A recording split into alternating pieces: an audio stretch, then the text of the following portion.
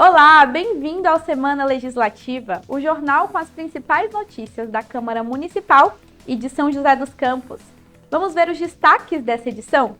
Julho Verde, campanha conscientiza sobre a prevenção e riscos do câncer de cabeça e pescoço. Aposentados e pensionistas do INSS serão ressarcidos de descontos indevidos a partir deste mês. Queda nos índices de vacinação preocupa autoridades da saúde em São José. O Semana Legislativa está no ar.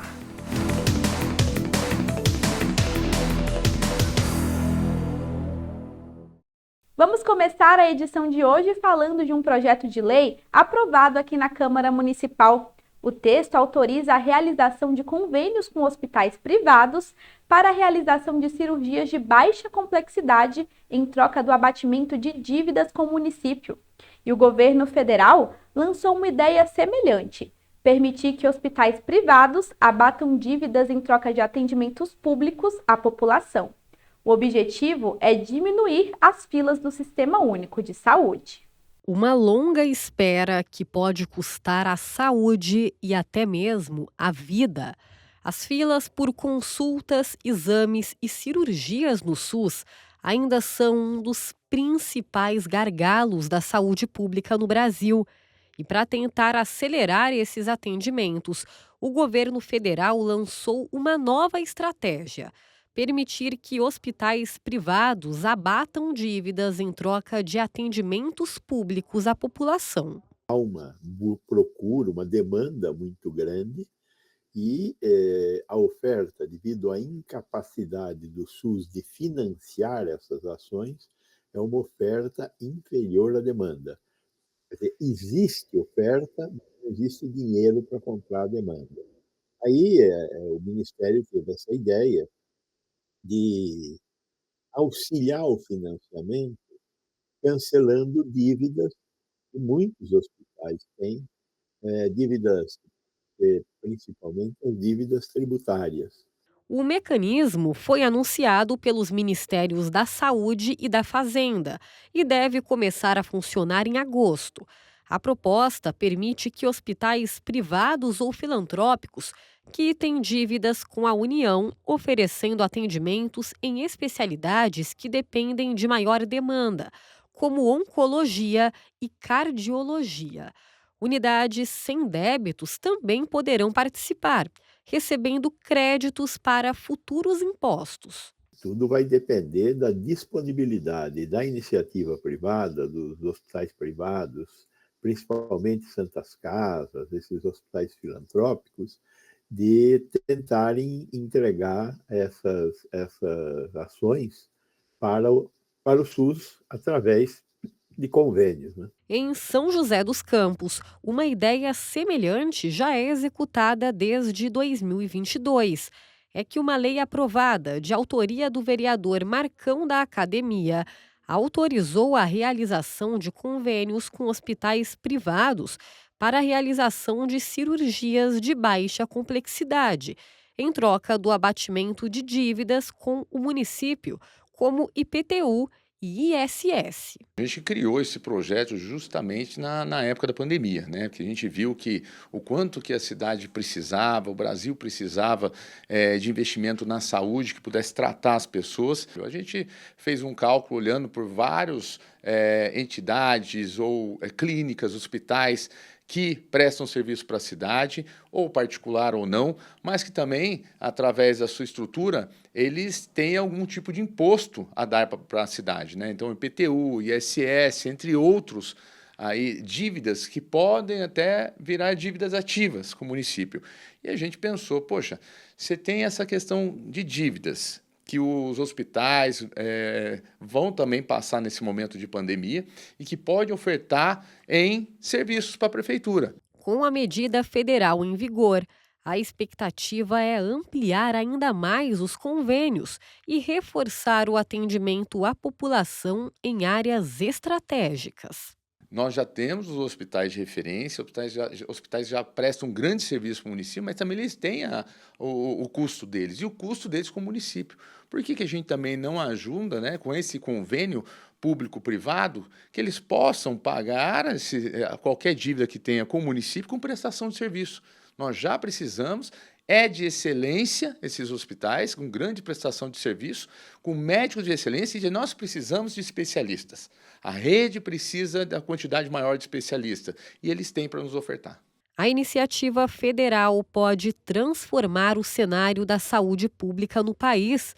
O modelo tem potencial para equilibrar oferta e demanda, além de trazer resultados reais para diversas cidades, a exemplo da lei em vigor em São José dos Campos.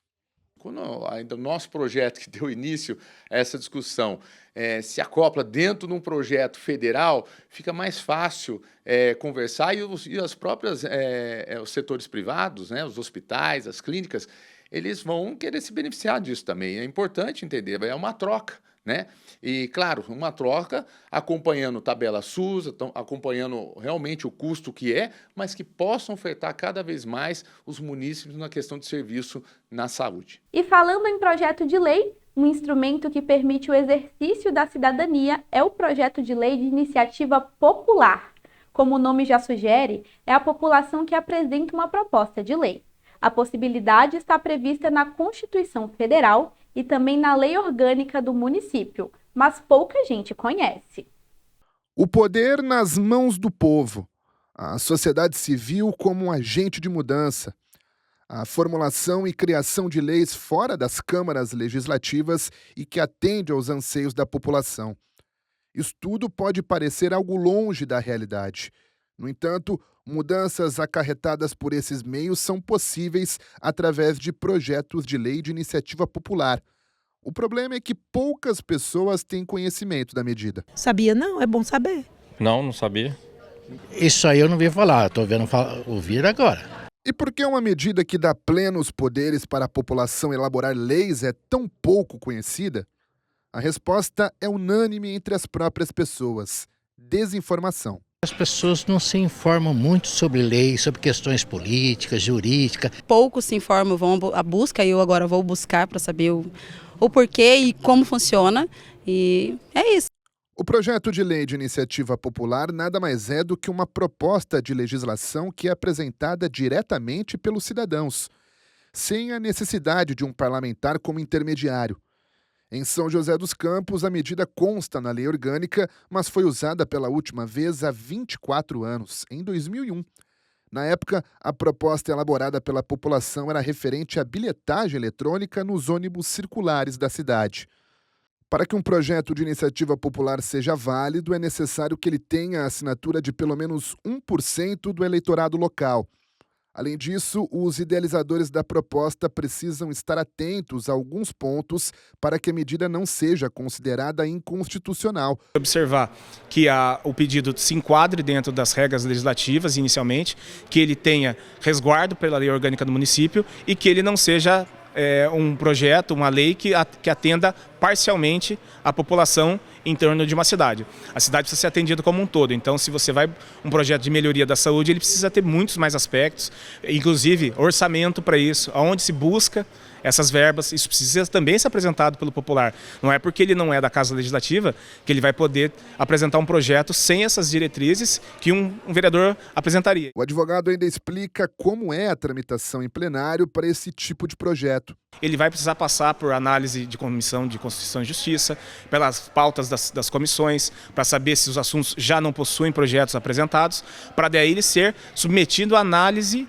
e aí aberto à votação. Então ele precisa passar por todos esses trâmites, porque ele não nasceu na Casa Legislativa, então ele vai ter que passar por todas as etapas de um projeto para que ele possa ser votado. Então ele tramita um pouco mais devagar, porque ele tem, por ter uma demanda popular, ele não nasceu aqui na Casa Legislativa, ele vai ter que passar por trâmites que aqui ele já teria ultrapassado. Na história recente, o caso mais conhecido que envolve a aplicação de um projeto de lei via iniciativa popular é a Lei da Ficha Limpa. Em 2010, um grupo de juristas conseguiu as assinaturas suficientes para protocolar uma proposta que impede a candidatura política de condenados em decisões colegiadas, ainda em segunda instância. A lei, que foi sancionada na época, estipula ainda um período de inegibilidade de 8 anos para os enquadrados na legislação. Para essa socióloga, a medida pode ser um importante agente de mudanças estruturais na sociedade. Sempre que a população ela consegue se juntar para debater e aí realmente falar também com seus representantes, às vezes falar com um vereador, né, para ele levar essa discussão, a gente consegue melhorias dentro da cidade, né? Então a gente consegue engajar mesmo as pessoas para lembrar que a cidade ela é nossa. Então, e falar que ela é nossa quer dizer que nós temos que atuar dentro dela para que ela melhore também. E nesta semana, a Câmara Municipal recebeu visitantes. Representantes do Legislativo de Petrolina, cidade de Pernambuco, estiveram em São José dos Campos para conhecer a estrutura do Legislativo aqui da cidade. A visita começou por volta das 3 horas da tarde. No hall principal da Câmara, o vereador Ronaldo Luiz de Souza, de Petrolina, cidade de Pernambuco, foi recebido pelo vereador joseense Zé Luiz. O intercâmbio do parlamentar nordestino pela Casa Legislativa de São José dos Campos passou por todos os setores. Ele conheceu os estúdios da TV Câmara, passou no auditório Mário Covas e ainda pelo plenário principal. Líder do governo na Câmara, Zé Luiz avaliou de forma positiva a visita. Sempre importante a gente receber parlamentares de outras cidades, uma cidade do Nordeste, uma cidade importante. Lá do Nordeste, então sempre é importante isso. Segundo, a troca de como é que eles enxergam o legislativo lá, como eles trabalham projetos de leis, relacionamento com o executivo, relacionamento com a própria população, a maneira de se organizar na cidade. Então tudo isso é importante quando a gente chega numa troca de ideias dessa forma. A passagem do parlamentar nordestino também foi vista e celebrada como um reconhecimento da Casa Legislativa joseense como referência para outras cidades. Já aconteceu, sempre quando tem alguma coisa nova que você quer investigar também, no sentido de trazer ideias novas para São José dos Campos, sempre tem uma comissão que sai de São José, vai visitar novas câmaras, vai fazer experiências também para conhecer a parte de lei orgânica do município, então isso é muito importante. Ronaldo Luiz de Souza, que é conhecido como Ronaldo Calcão em Petrolina, também aprovou a recepção. Ele, inclusive, destacou que pretende levar à sua cidade ideias implementadas pela Casa Legislativa joseense. Estive em várias câmaras do Brasil e aqui é um modelo inovador. Sistema de televisão, uma estrutura magnífica, projetos autênticos, de muita autenticidade. Estive com o vereador Zé Luiz. Quero agradecer ao presidente da Câmara, Roberto, né, que nos abriu esse espaço do intercâmbio e toda a sua equipe, toda a parte técnica, administrativa da casa, mas dizer que a Câmara de São José dos Campos é os olhos do Brasil pelo trabalho que está sendo feito com muita perfeição. E eu fiquei muito feliz com essa minha visita e saio daqui com a larga experiência, com decisões inovadas, para a gente poder implementar na cidade de Petrolina. E a Câmara Municipal apoia o esporte regional. Vereadores estiveram presentes na abertura dos Jogos Regionais. Cerca de 4.000 atletas de 33 municípios estão na cidade para mais uma edição da competição. São José realiza 19 das 23 modalidades. Os jogos seguem até este domingo, 13 de julho, e as equipes da cidade, que é a maior campeã dos jogos com 11 vitórias consecutivas, contam com o apoio da torcida para confirmar o favoritismo. Começaram os Jogos Regionais. Essa é a 67ª edição. A abertura aconteceu na Farmaconde Arena e o fim de semana já foi de competição. Essa é a terceira vez que São José recebe o evento. A última foi em 1987, há 38 anos. A cidade já tinha um anseio pela volta dos regionais como sede aqui e depois de 38 anos, o prefeito Anderson abraçou a causa, conversamos com o governo do estado também e, enfim, superamos essa meta e zeramos esse placar e São José dos Campos volta a sediar os Jogos. O evento teve as presenças de representantes do poder público, como o prefeito Anderson Farias, e dos vereadores. Também esteve por aqui a secretária de Esportes do Estado de São Paulo, que destacou a oportunidade que os jogos dão aos atletas. Pelos regionais já passaram grandes nomes como Arthur Zanetti, Bia Souza e outros que defenderam o Brasil diante do mundo. Oportunidade para os atletas e para a cidade. Um evento como esse movimenta toda a economia local, principalmente os setores de gastronomia e hospedagem. Bom, São José dos Campos hoje é considerada a capital do Vale, é a cidade com maior população, maior orçamento e agora, mais uma vez, recebendo os jogos. Eu acredito que isso vai fomentar a cidade, fomenta turismo, fomenta a economia da nossa cidade, certamente trazendo mais crescimento. Tanto a parte hoteleira, o comércio em geral, os restaurantes, os bares, a vida noturna em São José. Então, os próximos dias vão ser de muita atividade e muita gente percorrendo pela cidade. Você trazer os jogos regionais mostra novamente essa força que São José dos Campos tem com o governo do estado, aqui na macro-região também. Então é muito importante para os nossos atletas e para toda a cadeia produtiva. Mas voltando a falar do lado esportivo, a gente acompanhou o início das disputas de badminton no ginásio da Vila Maria.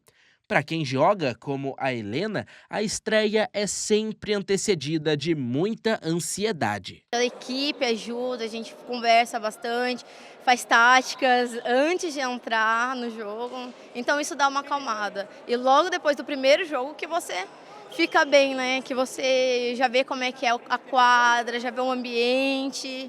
Então aí você já fica mais sossegado. A Helena e essa galera do badminton fazem parte da delegação joseense. Delegação essa que tomou conta da cerimônia de abertura. Olha só quanta gente! São José dos Campos venceu as últimas 11 edições dos Jogos Regionais. E para tentar o 12º título consecutivo, a cidade conta com a maior delegação.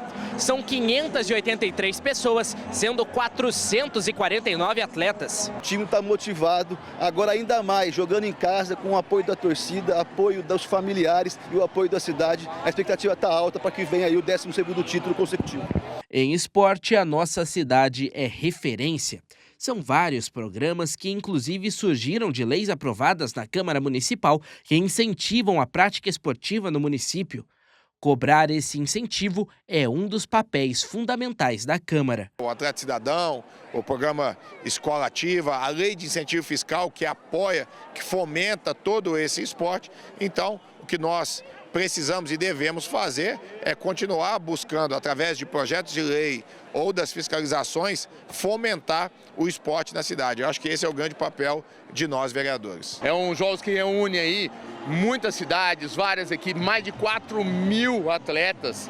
E São José tem a estrutura, muita estrutura esportiva, está apto a receber. E para a gente acolher esses atletas e fazer da cidade, essas 2 semanas, a cidade do esporte, né, do estado de São Paulo, a gente fica muito contente. O papel da Câmara sempre é fiscalizar se a Prefeitura está colocando todos os recursos que nós votamos na Secretaria Afim, no caso do esporte. Então a Câmara faz esse papel fiscalizador. E sempre no final do ano você tem que garantir esse investimento. Então esse é o papel da Câmara e ela colabora com toda essa beleza que é o esporte de São José dos Campos. Eu, como vereador, embora não sendo da área do esporte, mas é uma área que a gente sabe que causa inclusão, pessoas que têm de baixo poder econômico, estão sempre envolvidos no esporte, trazendo inclusive mais crescimento para essas pessoas. Então a Câmara sempre estará à disposição. Os jogos seguem até o dia 13 de julho. Agora é torcer para que São José ganhe o 12º título em casa. Então o 12º vem aí com certeza e em casa é sempre mais gostoso. Esse ano vou também estar representando São José dos Campos, jogando a modalidade de badminton. E assim, se Deus quiser, vamos sagrar esse campeão, poder pontuar para a nossa cidade e ajudar a nossa cidade a ser mais uma vez campeã dos Jogos Regionais. Vamos para um rápido intervalo e na volta falamos sobre a campanha Julho Verde, que alerta sobre o câncer de cabeça e pescoço. Não sai daí!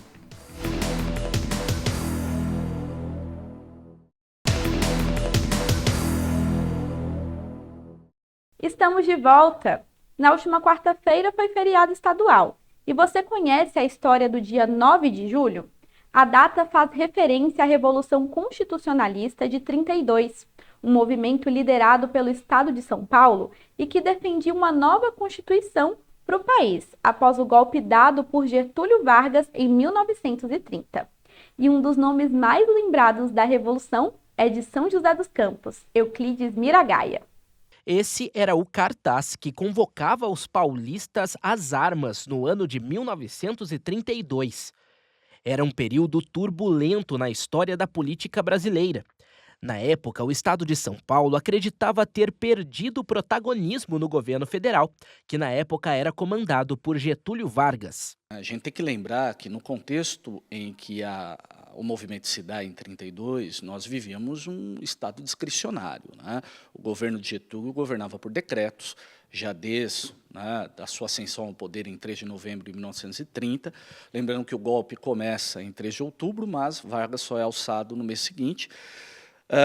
E governa efetivamente dentro de um contexto ditatorial, visto pela sua própria base, né? Fosse ele os tenentes, esses mais empedernidos em torno da ditadura, fosse pela própria classe civil, política, dentro da qual estava o próprio Partido Democrático, que mais tarde se voltaria contra o governo, a ditadura vista como algo necessário naquele momento para implementar as mudanças, né, vistas como urgentes para o Brasil, lembrando que o Brasil vinha de um contexto de uma república oligárquica, né, quer dizer, a chamada República Velha, como os próprios revolucionários de 30 chamavam, né, era algo a ser extirpado, né, os seus costumes, as fraudes eleitorais. O movimento organizado pelos paulistas tinha a proposta de um governo menos autoritário e menos intervencionista. Além disso, sugeria a formação de uma Assembleia Constituinte para a criação de uma nova Constituição. A revolta deu origem a diversos conflitos armados. E, no contexto do novo governo, muitas das ações de Vargas, né, acabaram desagradando principalmente, né, esses setores civis, não todos eles, mas uma parte. E em São Paulo isso se expressa, seja na escolha de um interventor não paulista, no caso o tenente João Alberto, seja em alguma medida no escanteamento dos paulistas dentro do campo decisório do governo central, né, desse novo governo central. E tudo isso, em alguma medida, vai estimulando os paulistas, inclusive o Partido Democrático, que esteve na Aliança Liberal em 1930 apoiando Vargas, num sentido oposto ao do novo governo, que ela ajudou a assumir o poder. Quer dizer, eles começam ali a ver seus interesses não serem entendidos, se reaproximar das velhas elites, né, principalmente as elites oligárquicas do velho Partido Republicano, e ali você tem um caldo de insatisfação, né, cada vez mais, né, inflamado, né, por conta das disputas internas do novo governo, ao ponto de São Paulo romper, né, e rompe, né, sob a bandeira do constitucionalismo, alegando que havia um compromisso de que o novo governo, e de fato havia, né, iria convocar uma constituinte, rapidamente devolver o Brasil a uma legalidade constitucional. Não foi feito assim imediatamente, né? Então, somada à ausência de uma abertura política, de uma Constituição, a insatisfação com o novo interventor e dos rumos do novo governo, e também os próprios debates na base do governo revolucionário de Vargas, né, São Paulo acabou se rebelando. Um conflito em especial envolveu um joseense. Em 23 de maio, 4 estudantes foram mortos em uma manifestação na cidade de São Paulo. Um dos estudantes era Euclides Miragaia, nascido em São José dos Campos em 1911. Euclides se tornou símbolo de resistência e motivo de orgulho para São José. Uma rua no centro da cidade leva o nome dele como homenagem. André Miragaia é primo de Euclides. Não chegou a conhecê-lo, mas lembra que a família sempre falou sobre a vontade de justiça que o ex-estudante tinha. É um motivo de orgulho porque ele foi um revolucionário, né? E acabou inspirando boa parte da família, até eu mesmo, né? Que milito no movimento ambientalista aqui desde os anos 80. Né? A gente assim, sempre foi um lutador pelas causas ambientais aqui na cidade. Então, assim, tinha muito essa coisa do Miragaia de trazer essa coisa revolucionária, de trazer para a minha própria história, acabou acontecendo isso também, né? As iniciais dos nomes de Euclides Miragaia e dos outros 3 estudantes que também foram mortos, Mário, Drauzio e Camargo, deram origem ao MMDC, um movimento que se tornou um verdadeiro ideal político. Em São José, um monumento que fica no Banhado homenageia o MMDC. Nossa cidade em si não foi palco direto de combates, mas se tornou um ponto crucial na logística da guerra. Alguns registros da época, como esses recortes de jornais e esse capacete, estão guardados no arquivo público da cidade. E neste ano, o Arquivo Público Municipal ganhou mais peças valiosas sobre a Revolução de 32, como essa farda e esse capacete, que foram utilizados por um ex-combatente na época. A família procurou o arquivo no mês de março para fazer a doação. Esta farda, ela foi doada por um morador de São José dos Campos, chamado Geraldo Marco Longo. Esta farda específica era de um ex-combatente chamado Valdemiro Ferraz, né? Que no caso, na carteirinha consta o nome dele, e também ele nasceu em 1912, então na época da Revolução ele tinha apenas 20 anos, né? E após a morte desse ex-combatente, né, que é do sogro do Geraldo Marco Longo, ele acaba doando para cá. Com a chegada do dia 9 de julho deste ano, a Revolução Constitucionalista de 32 completa 93 anos. A data é oficialmente um feriado desde 1997. Na época, as tropas paulistas foram derrotadas pelas Forças Armadas da União. Mas com a pressão sobre o governo, a Assembleia Constituinte pedida por São Paulo, enfim, foi convocada. O MMDC acabou ficando marcado na história porque ele acabou forçando o governo de Getúlio Vargas, porque São Paulo era uma potência, né, econômica, ele acabou forçando o governo de Getúlio Vargas a fazer uma Assembleia Constituinte em 1933, e daí em 34 foi promulgada uma nova Constituinte. E neste mês também é celebrada a campanha Julho Verde, que busca conscientizar a população sobre os sinais do câncer de cabeça e pescoço. Um estudo do INCA aponta que 80% dos casos do país são diagnosticados tardiamente. Por isso, a campanha reforça sobre a importância do diagnóstico precoce. Cicatrizes e marcas que vão ficar para sempre na vida de Tatiana, mas que hoje são sinônimo de vitória contra um carcinoma da glândula salivar, um tipo de câncer de cabeça e pescoço. O diagnóstico veio em 2019, depois de sentir fortes dores e perceber um nódulo embaixo da língua. Eu sentia dores da cabeça até o pescoço mesmo, mas os médicos não encontravam a fonte dessa dor.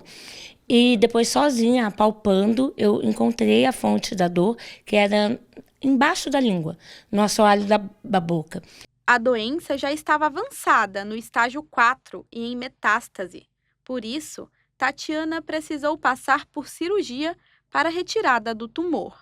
Ela perdeu 3 centímetros da língua e ganhou algumas cicatrizes no pescoço e no braço. Precisei tirar a maior parte funcional da língua, porque o câncer já estava grande e avançado. Dissecação bilateral, e tirei um pedaço do braço para colocar o que eles chamam como retalho de língua. Então, hoje eu tenho uma língua que não é uma língua, é um pedacinho do meu braço. O câncer de cabeça e pescoço afeta regiões como cavidade oral, faringe e laringe. Uma estimativa do Instituto Nacional do Câncer, o INCA, aponta que no triênio 2023-2025 estão previstos 7.790 novos casos de câncer de laringe no país, o mais comum dentre os tumores malignos de cabeça e pescoço. Geralmente, homens acima de 40 anos são os mais atingidos. Ele é um câncer que afeta todas as regiões que incluem, a cabeça e o pescoço, tirando a parte cerebral. Então, são tumores desde órbita, nariz, seios paranasais, glândulas salivares, cavidade oral, orofaringe, laringe, tireoide e cânceres de pele na região da cabeça e pescoço. Então, é uma diversidade aí de neoplasias nessa região. O Brasil é um dos principais países em números de casos de câncer de cabeça e pescoço. Um estudo do INCA aponta que 80% dos casos são diagnosticados tardiamente. Por isso, a campanha Julho Verde reforça a importância da prevenção e, principalmente, do diagnóstico precoce. O mais importante, na verdade, é o diagnóstico precoce, porque em inúmeras regiões da cabeça e pescoço, a gente tem o diagnóstico precoce levando a mais de 90% de taxa de controle da doença. Essa médica explica que os principais fatores de risco para a doença são tabagismo, consumo excessivo de bebidas alcoólicas infecção por HPV, causas que podem ser evitadas com mudanças no estilo de vida e por meio da vacinação. O número 1 é o tabaco, né? Fumo, e lembrando que não só cigarro comum, mas cigarro de palha também, os vapes que agora estão na moda. Além do tabaco, a gente tem o uso excessivo de bebidas alcoólicas, então o etilismo, e algumas infecções virais, por exemplo, infecções pelo HPV, né, que é um vírus que a gente tem vacina contra na rede pública. Além disso, ficar atento aos sinais da doença é importante. Sintomas como feridas que não cicatrizam, nódulos na boca, pescoço ou mandíbula, além de dificuldade para falar e se alimentar, podem indicar a presença da doença. Ao identificar alguns desses sinais, o ideal é buscar ajuda médica. Sintomas persistentes, né, por mais de 2 semanas. Então, por exemplo, rouquidão, alterações da voz, dificuldade para engolir, surgimento de massas ou ínguas na região do pescoço, surgimento de lesões esbranquiçadas ou avermelhadas na cavidade oral. Isso inclui bochecha, língua, gengiva, céu da boca. São todos sinais, sintomas que a gente tem que ficar em alerta, então sempre procurar um profissional da saúde. A Tatiana, que é professora e utiliza a voz para ensinar os alunos, comemora a cura da doença e o sucesso da cirurgia que deixou sequelas mínimas. Para ela, vencer o câncer de cabeça e pescoço foi um verdadeiro milagre. Buscar um tratamento adequado. Não a primeira coisa que aconteceu, a primeira coisa que aparece para você, mas buscar um tratamento adequado.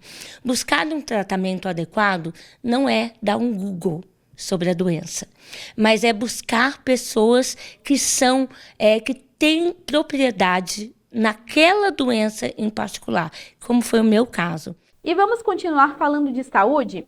Agora sobre um assunto que tem preocupado as autoridades, a queda nos índices de vacinação. No Brasil, a queda nas coberturas começou em 2015 e piorou após 2020.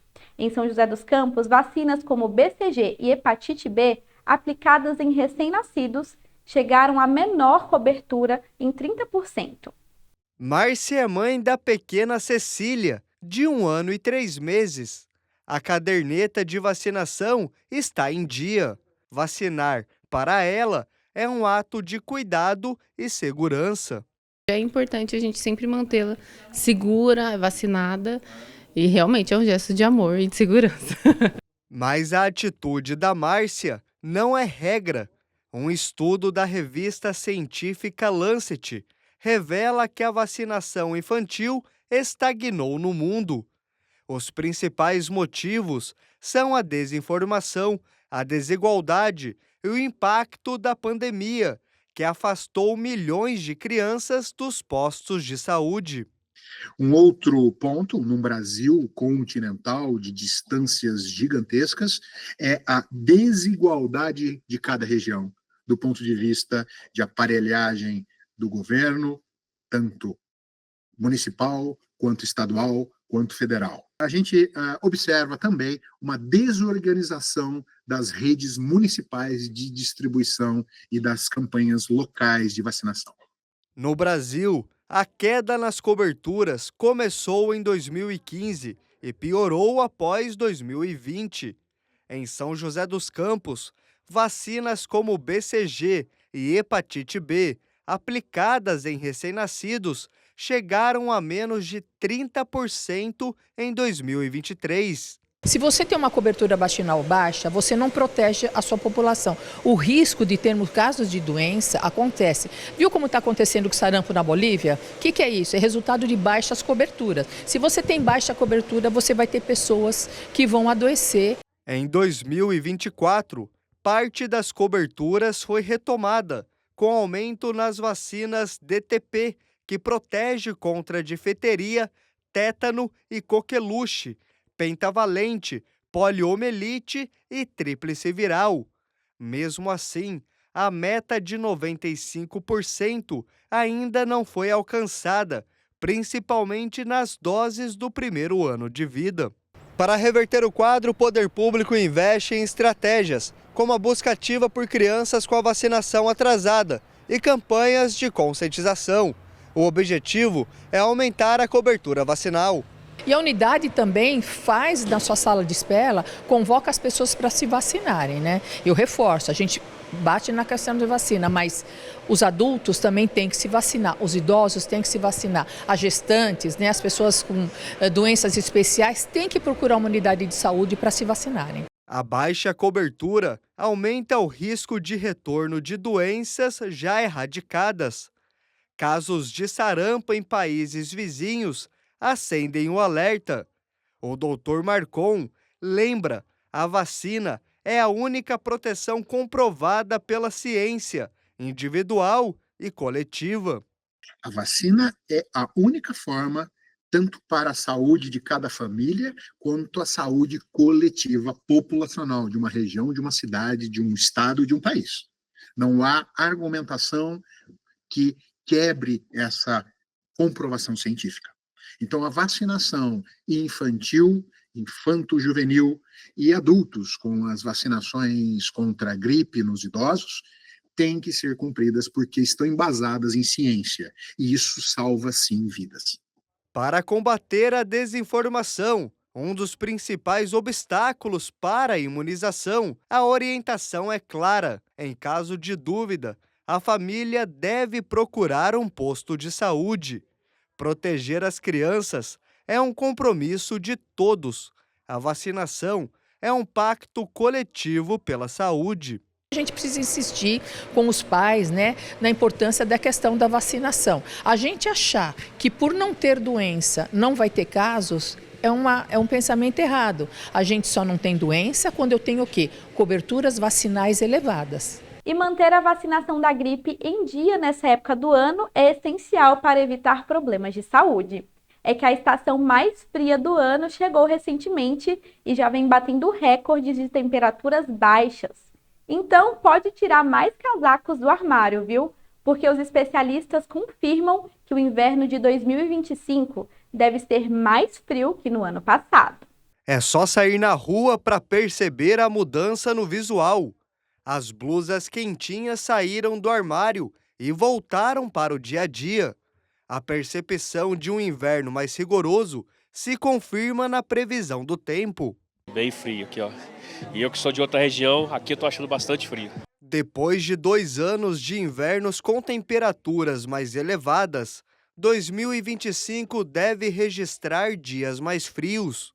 Segundo Guilherme, meteorologista do Climatempo, frentes frias devem passar com mais frequência, derrubando as temperaturas no Vale do Paraíba. Vai ter esse ano uma configuração de mais frio, com mais ondas de frio, que é o que a gente viu agora nessa abertura nos últimos dias. A gente deve ter manhãs bastante geladas e essa configuração de tardes não tão quentes, porque sim, o clima dos oceanos neste ano está mais favorável para essa configuração de um inverno com cara de inverno. O alerta dos especialistas é para a saúde. As manhãs geladas e as tardes mais quentes trazem mais riscos, principalmente para crianças e idosos. O tempo seco característico do inverno também traz desafios: menor umidade do ar e aumento de problemas respiratórios. O recomendado é a hidratação constante e cuidado com as variações térmicas ao longo do dia. Por ter menos chuva, a umidade relativa do ar cai de maneira muito efetiva. Então, principalmente as crianças, as pessoas mais vulneráveis precisam reforçar a hidratação, principalmente nos horários mais quentes do dia, porque essa umidade está bem baixa. E outras sobre as variabilidades da temperatura. Manhã começa muito gelada e tarde muito quente. Isso é um teste principalmente para a saúde da gente, né? Então, principalmente reforçar o casaco pela manhã. Para cuidar da saúde, muita gente procura higienizar as roupas de inverno. Nesta lavanderia, a demanda cresceu 30%. Peças volumosas, guardadas por muito tempo, precisam de atenção especial para evitar mofo e ácaros. Nós temos os terríveis mofos, né? Que são aquelas pontinhas que vão ficando na peça. Além de fazer muito mal para nós, como saúde, né? Faz muito mal para a peça, para o tecido. Isso diminui consideravelmente a vida útil dele. E fora que vai passando de peça para peça, de peça para peça. Então, identificou aqueles pontinhos, corre para a lavanderia, que tem que ser higienizado, tem que ser lavado. Para dar conta da alta demanda, a equipe se antecipa e a rotina da lavanderia muda completamente. É o inverno que literalmente aquece os negócios. A estufa está cheia, a produção está cheia, então a gente se organiza. Vai chegando perto de inverno, sempre já vai mudando a rotina, mudando a produção, para que a gente consiga esse público todo, né, atender toda a demanda. O frio muda a temperatura e os hábitos. Na rua, no comércio ou em casa, é tempo de se adaptar. Para enfrentar a estação mais gelada, previna-se, agasalhe-se e mantenha tudo limpo. Ficar de olho nessas mudanças mais bruscas, nesses ingressos dessas frentes frias que derrubam muito a temperatura, para não ser pego de surpresa e não pegar um frio mais intenso, porque geralmente isso é bem característico da estação. No próximo bloco, conto uma notícia boa para os aposentados e pensionistas do INSS. Volto já.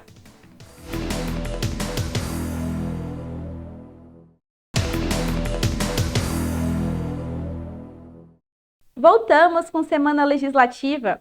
E começamos esse bloco com uma boa notícia para beneficiários do Instituto Nacional do Seguro Social. O INSS irá iniciar o ressarcimento dos descontos irregulares nos benefícios de aposentados e pensionistas a partir do dia 24 de julho. Os pagamentos serão feitos de 15 em 15 dias para cerca de 1,5 milhão de beneficiários a cada lote. Uma operação da Polícia Federal investiga um esquema nacional de fraudes e desvios de dinheiro de aposentadorias e pensões do Instituto Nacional do Seguro Social, o INSS. De acordo com o órgão, cerca de 6,3 bilhões de reais foram retirados de beneficiários entre 2019 e 2024, por entidades que não tinham autorização para realizar cobranças. Essa fraude ela se iniciou com descontos indevidos através de entidades associativas, filiadas primeiramente ao INSS, e ao governo. Essa entidade ela tinha um caráter representativo do segurado, algum tipo de sindicato, algum tipo de seguro, algum tipo de benefício para o segurado. Só que ao longo dos anos foi se constatando que essas pessoas na realidade não fizeram adesão a qualquer tipo de entidade associativa, Dona Terezinha foi uma dos 3,4 milhões de aposentados que reconheceram os descontos. Ela foi até essa agência da Previdência Social em São José para buscar mais informações. A aposentada comentou que foram feitos 6 descontos irregulares dos benefícios dela. Foi um valor que fez muita diferença no meu pagamento, tá? A gente percebia, mas você não tinha como reclamar. Entendeu? Ficava assim, nossa, mas eu não fiz tudo isso de empréstimo, mas estava descontando. O INSS informou que irá iniciar o ressarcimento de descontos irregulares nos benefícios de aposentados e pensionistas a partir do dia 24 de julho. Os pagamentos serão feitos de 15 em 15 dias para cerca de 1,5 milhão de beneficiários a cada lote. Vai ser pago em blocos de pessoas, primeiramente, escalonando as pessoas que têm mais de 80 anos e depois gradualmente quem foi entrando com o pedido de restituição desses valores, Então, assim, a ideia do governo é em 30 dias estar acabando, com essa fila, com esse recebimento e estar pagando todos os segurados que sofreram os descontos indevidos. O valor estimado do ressarcimento é de 1,8 bilhão de reais, podendo chegar a 2,1 bilhões com correção monetária. De acordo com o advogado, o pagamento integral dos valores é uma forma de evitar contestações judiciais. Ele está se antecipando ali, vamos dizer assim, aquele volume expressivo de ações de segurados que têm direito ao ressarcimento, ele está se antecipando e está fazendo o pagamento de imediato, de pronto, evitando também aquelas demandas judiciais com pedido de restituição em dobro. Então, assim, tanto que na última semana o governo federal, em conjunto com o STF, eles entraram com a DPF pedindo a suspensão dessas ações, para que se pudesse ser feita a restituição automática. A população idosa acaba sendo mais vulnerável a golpes. Por isso, o advogado lembra que o INSS não entra em contato direto com os assegurados por telefone ou pelas redes sociais. O único meio de comunicação do órgão é pelo site ou aplicativo Meu INSS. No aplicativo, o beneficiário pode consultar se houve algum desconto. Basta acessar o Meu INSS, clicar em Consultar benefício e, em seguida, em Extrato do pagamento. Se houve desconto, os valores irão aparecer na tabela de cada mês. Então, verificando lá, constatando que houve esses descontos indevidos, tem um passo a passo lá, é bem fácil de se resolver e já, inclusive, se eu não me engano, já consta lá os valores a serem restituídos. A pessoa que não possui acesso à internet, ela pode estar se dirigindo a uma agência do Correios, toda agência do Correios do Brasil, elas têm uma pessoa especializada lá para poder fazer essa verificação se sofreram os descontos indevidos ou não, tá? A dona Fátima não perdeu tempo.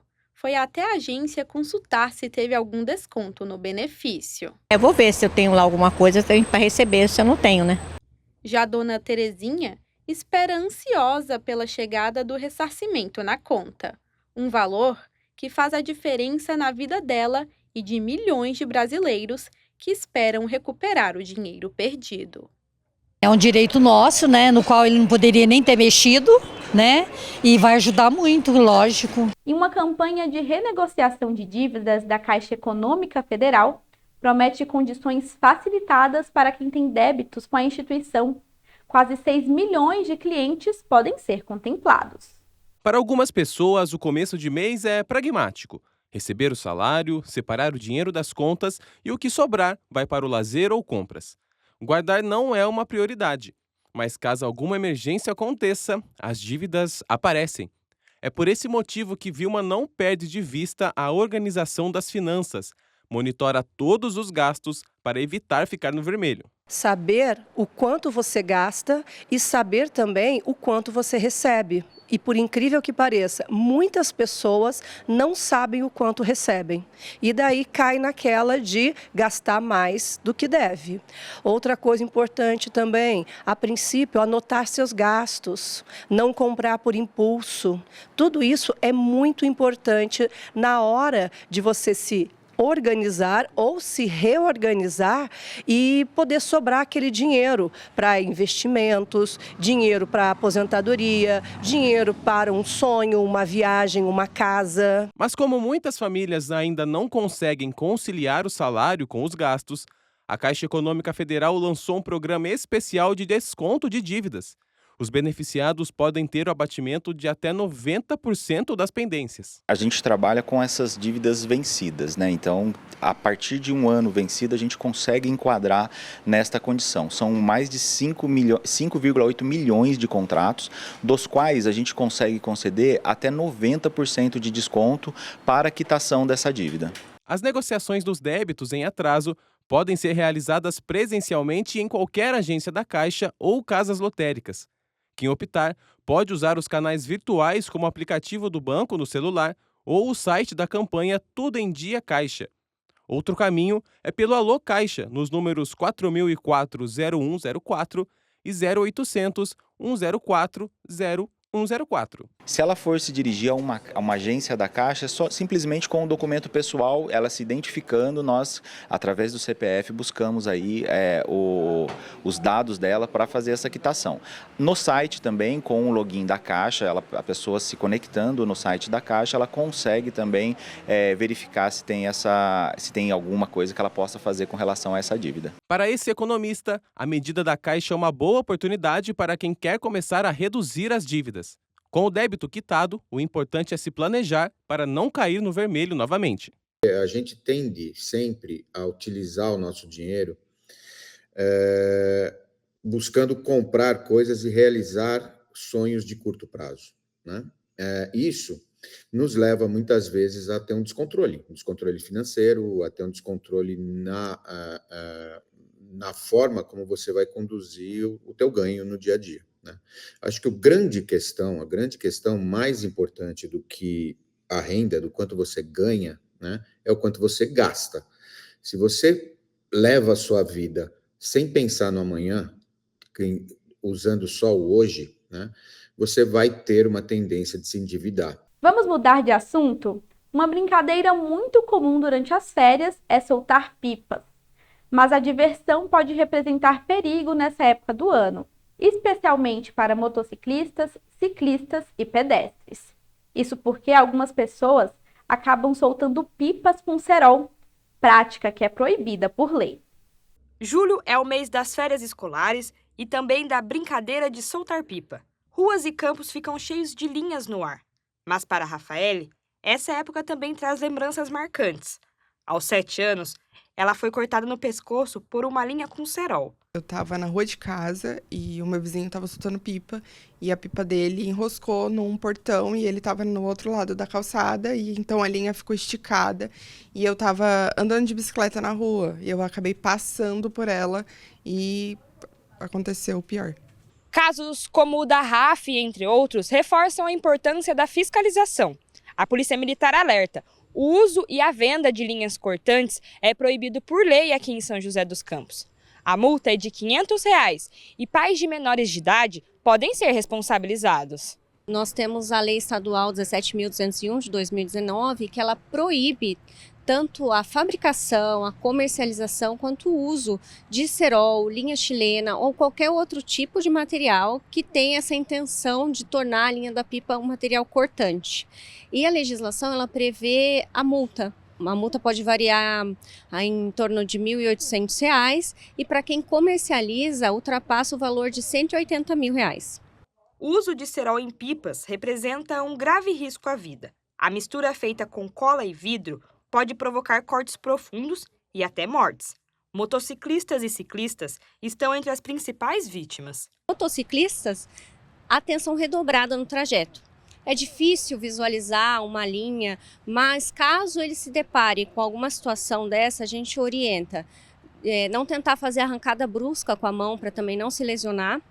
E, na medida do possível, instalar nas motocicletas antenas corta-fio para ter mais alguma coisa que reforce a segurança. A prática em locais inapropriados também traz prejuízos econômicos e transtornos à população.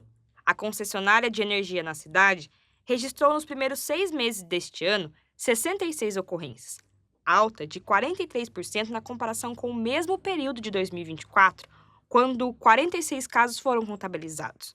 Situações que causaram interrupções no fornecimento de energia. A tenente da Polícia Militar destaca que soltar pipa é seguro quando feito com responsabilidade. Evitar linhas cortantes e escolher o local certo fazem toda a diferença. Então a gente orienta que essa prática, essa brincadeira, seja sempre feita em áreas abertas, longe de fiação elétrica, postes, edificações, árvores. Por que o risco de fazer isso perto de fiação elétrica? Se de repente uma pipa enroscar, a linha enroscar, corre o risco de ter um choque, uma descarga elétrica e acontecer uma fatalidade. E as pessoas também evitarem subir em locais altos para buscar ou desenroscar pipas. A Câmara Municipal também reforça a importância de orientação para que a brincadeira não ofereça riscos. Tanto que uma lei aprovada pelos vereadores institui no município a campanha educativa Pipas Sem Morte, que prevê a realização de atividades que promovam a conscientização nas escolas da rede municipal de ensino do município. E lembra da Rafaele que mostramos no começo da reportagem? Ela deixa um recado aos pais, que eles orientem e acompanhem os filhos para que uma brincadeira não vire um problema. No meu caso, o pai da criança ele nem percebeu, ele nem notou isso, ele só foi notar depois que aconteceu o acidente. Então é importante saber de onde vem essa pipa, de onde vem essa linha e ficar de olho mesmo. E falando em férias, nada melhor do que aproveitar os dias de descanso em algum parque aqui da nossa cidade.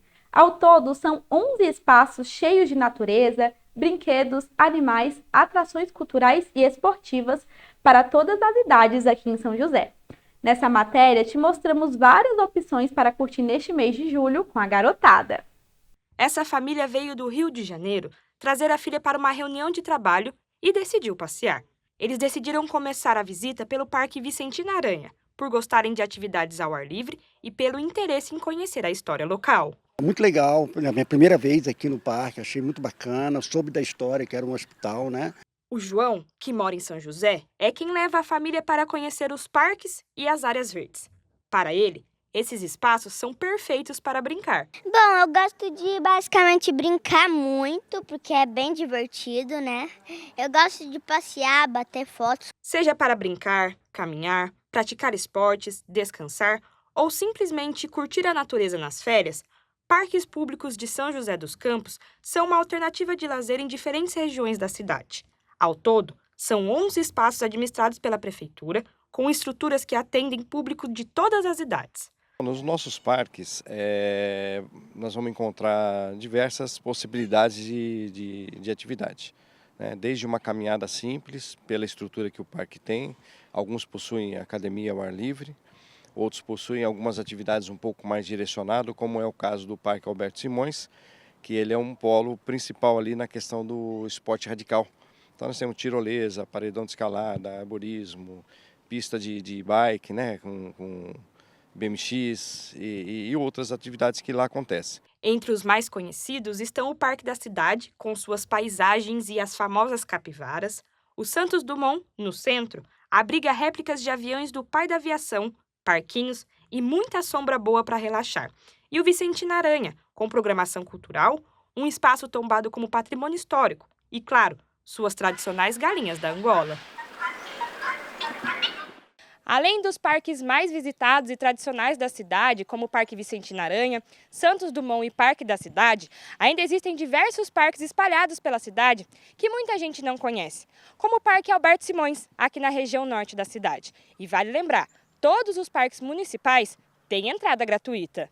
O diretor de Esporte e Lazer destaca que os parques oferecem opções variadas de lazer e reforça a importância de preservar esses espaços, que muitas vezes são áreas ambientais protegidas e essenciais para a cidade. Boa parte deles você tem a preservação, sendo às vezes uma área de preservação, né, ambiental ou não, né, mas são áreas que estão ali preservadas e reservadas para o espaço de lazer. Né, se a gente perceber, São José dos Campos, principalmente, é uma cidade que cresce a cada minuto, né, aquelas áreas estão bem preservadas para que a gente possa ir lá usufruir de uma área aberta, né, de uma área livre, de uma área gostosa. Os parques também contribuem para a saúde e o bem-estar da população.